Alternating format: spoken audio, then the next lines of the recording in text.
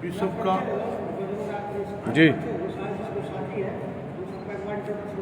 हम जाने भी रमेश बिल्ला हमारा प्रधान जी है, ये हमारे प्रदेश के प्रवक्ता राजकुमार जी दीन से है, ये हमारे साड़ी एसोसिएशन हरियाणा के प्रधान डॉक्टर साहब, ये तरावड़ी के जो हमारे व्यापार मंडल के प्रधान है, ये ब्लॉक के तरावड़ी के प्रधान है, ये हमारे साथी हैं।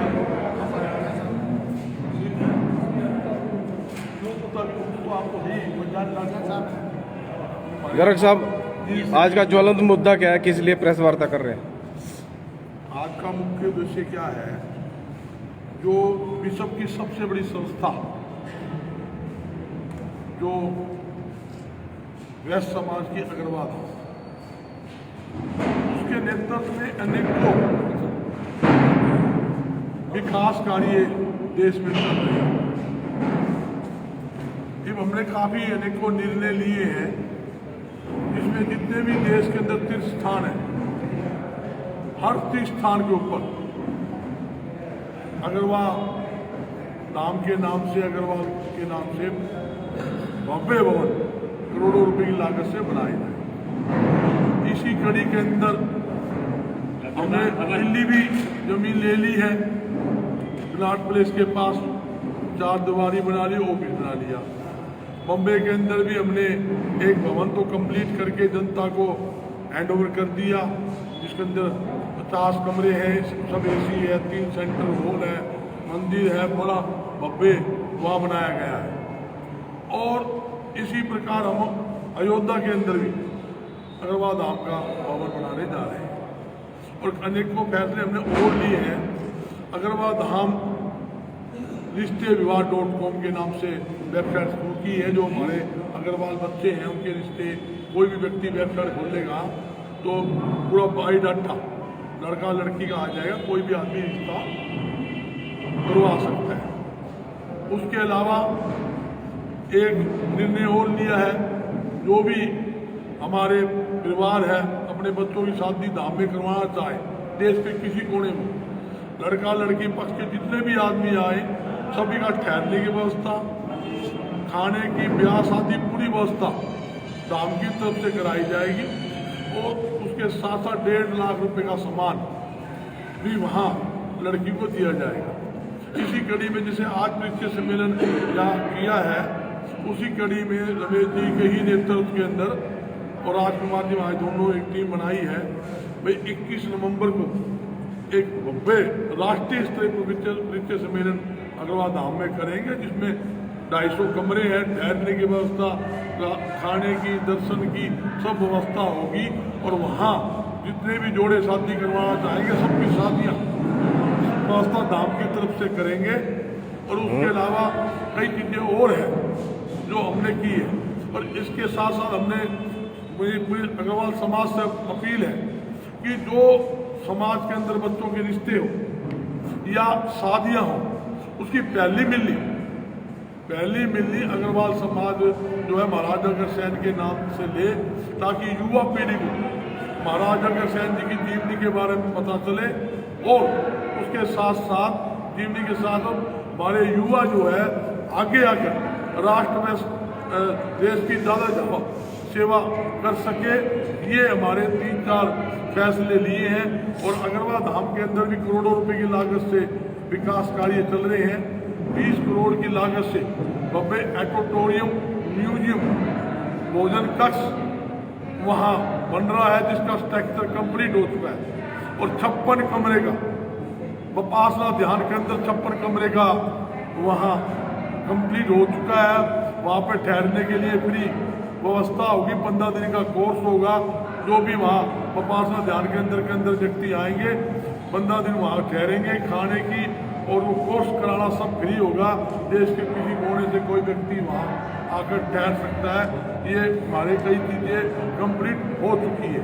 उसके अलावा जहाँ समाज को जोड़ने के लिए पूरे देश के अंदर हम प्रदेश स्तर के ऊपर, देश स्तर के ऊपर, ब्लॉक स्तर, जिला स्तर के ऊपर कमेटियों का गठन कर रहे हैं। प्रदेश के हमारे जैसे प्रवक्ता जी बैठे हैं, ये प्रदेश महासचिव बैठे हैं। तो इसी प्रकार राष्ट्रीय स्तर के ऊपर जो है विस्तार कर रहे हैं। ये हरियाणा के अंदर पूरी इकाइयाँ स्थापित कर दी गई है और जगह जगह स्थापित हो रही है। ज़्यादा से ज़्यादा लोगों को जोड़ना हमारा मुख्य उद्देश्य है और हमारा अगला स्टेप और भी होगा, जो युवाओं को रोजगार दिलाना। सरकार तो झूठी बात करती है, व्यापार में उद्योग के माध्यम से 75% बेरोजगार रोजगार देने की बात करती है। मैं पूछना चाहता हूँ सरकार से, मुख्यमंत्री जी, भाई आपने उद्योग बनाने के लिए, उद्योग लगाने के लिए कोई नई पॉलिसी नहीं बनाई, ना किसी को रियायतें दी, सुविधा दी, कहाँ से उद्योग लगेंगे? आज आपके सामने पानीपत के अंदर, रात को मैं पानीपत के अंदर था, मेरी मीटिंग थी, लगभग 30% उद्योग पानीपत का बंद हो चुका है। कृषि उपज प्रदेश है जिसके अंदर 90% गवार की फैक्ट्रियां बंद होगी, 90% दाल मिलें बंद हो चुकी है और अनेकों जो मिलें हैं कृषि उपज, वो मिलें बंद हो चुकी। जो पूरे देश के अंदर आप पानीपत का कहते हो टेक्सटाइल हब था, आपके सामने कैसे लाखों मजदूर भी यहाँ से पलायन कर गए, पूरे हरियाणा से पलायन कर गए हैं। तो हमारा सबसे बड़ी सोच क्या है? युवाओं को रोजगार मिले। तो हमारा प्रयास ही होगा ज़्यादा से ज़्यादा युवाओं को रोजगार दिलाएं, उसके लिए भी हम पॉलिसी बनाएंगे।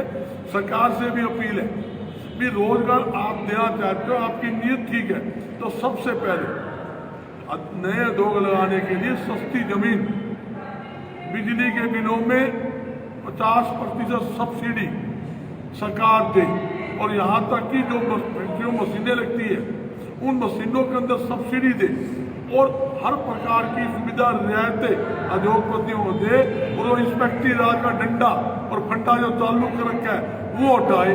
आज देखिए बिजली बिल जो था, बिजली बिल के सिस्टम में इन्होंने क्या करा, जो बिजली बिल 1 साल का आता है उसका रेशू फैलाकर 2 महीने के हिसाब से एडवांस कोटी ले रहे हैं। तो पहले ही काम नहीं है। कोरोना महामारी में व्यापारी लूटा पिटा, दुकानें बंद, फैक्ट्रियां बंद दुकान की फैक्ट्री आपने बिजली के बिल ले लिए, हाउस टैक्स ले लिए।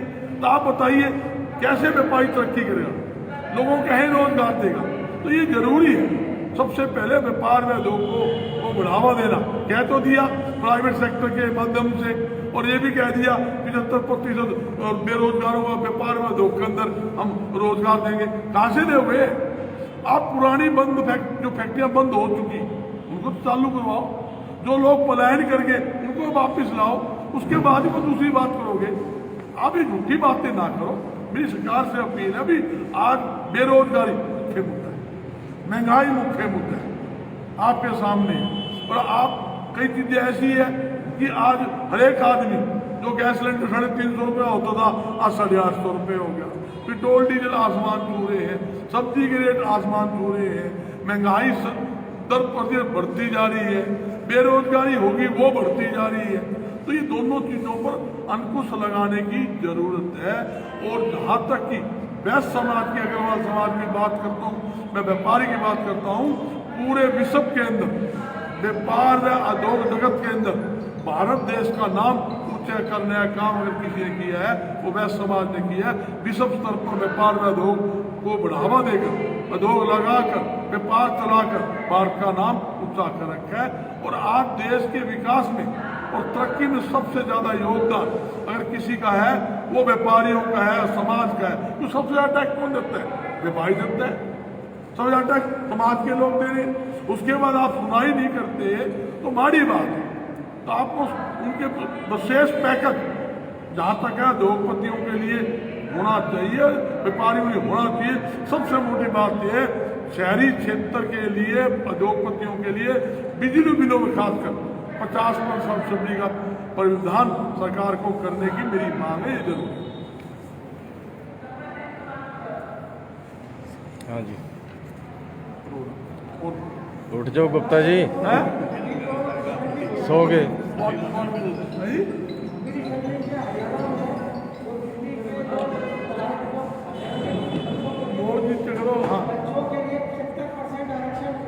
हाँ यस यस,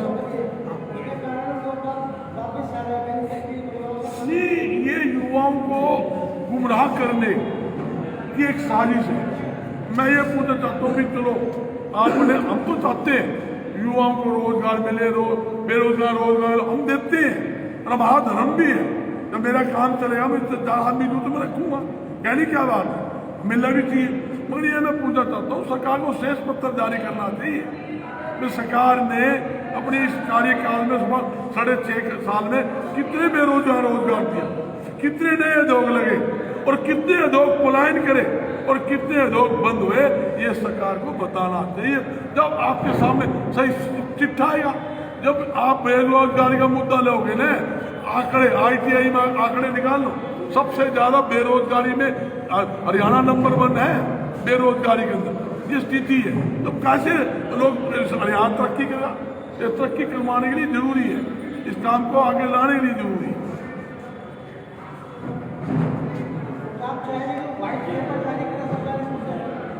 देखो मैंने शेष पत्र कह दिया, बिल्कुल जारी करे। और मैं दावे के साथ कहता हूँ लाखों लोग बेरोजगार हुए, मैं आंकड़े दे सकता हूँ, और कितनी फैक्ट्रियां बंद हुई है वो भी आंकड़े दे सकता हूँ। क्यों?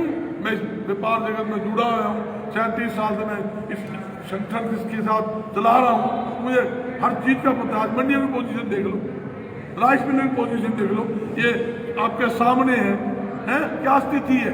किसान को व्यापारी के साथ आपसी तालमेल खराब करना। आपकी क्या पॉलिसी होगी, कैसे रोजगार देंगे? रोजगार हमारी पॉलिसी ये है, जो हमारे उद्योग है, हमारे जितने उद्योगपति है जो इंडिया के अंदर और नहीं हरियाणा में नहीं, उनके माध्यम से हम लोगों को रोजगार दिलाने की कोशिश करेंगे। भाई जितने हमारे अग्रवाल धाम के अंदर सेठ जुड़े हुए हैं, मतलब देश का ऐसा कोई सेठ नहीं है, ऐसा कोई उद्योगपति नहीं है जो अग्रवाल धाम के साथ ना जुड़ा हो। पूरा देश का, मैं खुले तौर पर पूरा देश का आस्था का केंद्र अग्रवाल धाम है, देश का 5वां धाम है। सारे देश के वैश्य समाज, अग्रवाल समाज के व्यक्ति उसके साथ जुड़े हुए हैं, और हमारी यही कोशिश होती है हम उनके माध्यम से ज़्यादा रोजगार दिलाएं। ये हमारा प्रयास है। और छत्तीसगढ़ जहाँ जहाँ हमने भेजे भी हैं, हमने बम्बे तक है, कलकत्ता तक है, लोगों को यहाँ से शिफ्ट भी किए। कोरोना महामारी के अंदर दुनिया दूर चले गए, आदमी चाहिए, तो यहाँ के लोगों को वहाँ रोजगार दिलाने की हमारा प्रयास रहा, कोशिश रहा। जबकि 8 महीने लगातार कोरोना के समय हमने रात दिन अग्रवाल धाम के अंदर 250 कमरे हैं, उसके अंदर कोरोना पेशेंट वहाँ ठहराए और 3 समय खाने नाश्ता प्रबंध किया, चाय बिस्कुट फल पूरी व्यवस्था दी गई। दुनिया भर के लोग जो है वो हिमाचल यानी बद्दी जिसको बोलते हैं बद्दी है, उत्तरांचल है, वहाँ चली गई। क्यों? वहाँ छूट है। गुप्ता जी, आप जो दुष्यंत चौटाला द्वारा 75% रोजगार दिया गया फैक्ट्रियों में, हरियाणा की फैक्ट्रियों में, तो उसको किस उससे देखते हैं? मेरा विरोध नहीं है, मेरा कहना यह है तुम युवाओं को गुमराह ना करो। आप कैसे रोजगार दोगे ये बताएं, उसकी पॉलिसी बनाएं। जब नया उद्योग लाने के लिए एक पॉलिसी बनाओगे तभी तो आप रोजगार दोगे। आपने भी तो यही नहीं क्लियर किया, आपने घोषणा कर दी 1 मई से ये कानून लागू हो जाएगा। मेरे फुप्पा आज करते मारे की तकलीफ है, एक नूत बता दे 1 मई में किस्ती भेजेगा, कौन सी फैक्ट्री में आदमी लगाएगा, कौन सा उद्योग हरियाणा में नया लग गया, आप 1 मई से लागू करो। मगर ये होना चाहिए भाई हमने 50, 20, 4 उद्योग नए बड़े बड़े लगे, इसके 1 मई से लागू करेंगे, यहाँ हरियाणा के लोगों को रोजगार देंगे। आपको कोई पॉलिसी नहीं है, ना नीयत है ना नीति है, दोनों फेल है। आप फिर गुमराह कर रहे हो। आज व्यापारी टोटे के अंदर है, नुकसान के अंदर है और दद्दर सफेद है और बैंकों के कर्जे तले धरा हुआ है। अब बड़े बड़े जो एम्पायर है, जो देश चलाते हैं 500 आदमी, उनके तो कर्जे माफ, बैंक के ब्याज माफ। मारे तो भाई बैंक का ब्याज भी लेवांगे, उस पर प्लंटी भी लेंगे, नहीं देगा तेरा मकान भी कुक करेंगे, तेरी दुकान भी कुक करेंगे और तेरी फैक्ट्री भी जब्त करेंगे। हमारे ऊपर जो डंडा पड़ रहा है, वही बड़े बड़े आदमी हैं, लाखों करोड़ रुपए उनके बाप भी हो रहे आपके सामने, बड़ी बड़ी कंपनियां हैं। आज देख लो मंडियां चल रही है, भाई क्या तकलीफ है, किसान फसल लावे, मंडी में धरे है, आरती के माध्यम से बिके, बल्ले बल्ले उसको पैसे मिल जाए। आप नए नए कानून ला रहे हो, एक कानून ये ला रहे हो हम प्राइवेट मंडियां बनेगी। जब प्राइवेट मंडियां बनेगी तो सरकारी मंडियां बंद हो जाएगी, मंडी वाले फिर गाहक मारेंगे उन्हें, मतलब मक्खी मारेंगे। प्राइवेट मंडी बंद थी, सरकारी मंडियां बंद, ये बड़ी भारी दिक्कत आ रही है हमारे। बहुत बड़ी प्रॉब्लम मंडियों में इस टाइम है। और नए नए सिस्टम जो आड़ती किसान है, जो भाईचारा बना, हम चाहते हैं भी सरकार को ऐसा कानून बनाना चाहिए जैसे पहले है। किसान को कभी मैं आड़ती के माध्यम से पेमेंट लूंगा, उसके माध्यम से ले ले। वो लोग कहे मैं पेमेंट लूंगा किसान के माध्यम, उसके उनको करना पड़ेगा। जब वो चाहते नहीं, आप जबरन करते हो। जब 3 किस्ती कानून नहीं चाहते, आप डंडा दे रहे हो, हम लागू करेंगे, हम दुगनी आमदनी करेंगे। वो फुप्पा कौन सी दुगनी, हम हमारे को इतनी छोड़ दे ना, दुगनी करेंगे, मंडी बर्बाद करेंगे। ये सिस्टम इनका गलत है। जो आड़ती चाहे, जो कर्मचारी चाहे, जो मजदूर चाहे, जो किसान चाहे, वो फैसले सरकार को लेने चाहिए। मेरी सरकार से ये अपील है। 40 किलोमीटर का एरिया किसान आंदोलन जो चल रहा है सिद्धू से 40 किलोमीटर का एरिया के आसपास के जो छोटे व्यापारी हैं, दुकानदार हैं, उनका धंधा 4 महीने से बंद पड़ा हुआ है। उनके लिए कोई कॉम्पनसेट की मांग करते हैं? देखिए, जो सरकार ने कोरोना के समय में कहा था भाई हम 20 लाख करोड़ रुपया पैकेज प्रधानमंत्री ने लॉन्च कर दिया। 20 लाख करोड़ रुपए में कोरोना महामारी में सहायता राहत भेजी। भाई हमारे पास तो 1 रुपया ना तो हमारे जेब में आई, ना किसी व्यापारी का आई, ना किसी उद्योगपति, ना किसी जनता की। 15 लाख आ गए, 15 लाख आ भी गए। नहीं आए। तो भाई इनसे कोई उम्मीद करना वो अच्छी बात नहीं। हम तो कहा हमारा पेंडा छोड़ दो, जो स्थिति में हम बैठे हैं उस स्थिति के छोड़ दो। माना कोई मुआवजा ना तो मिलने की उम्मीद, ना ये देवे है। हम चाहो यो रोजगार चालू करवा दो, उद्योग चालू करा दो, किसान भाइयों की समस्या का समाधान कर दो, ताकि हमारा तालमेल चलता रहे। भाई किसान के खेत में दाने होंगे, जब भी तो मंडी में फसल आओगी, आड़ती 2 रुपये कमाओगा। वही किसान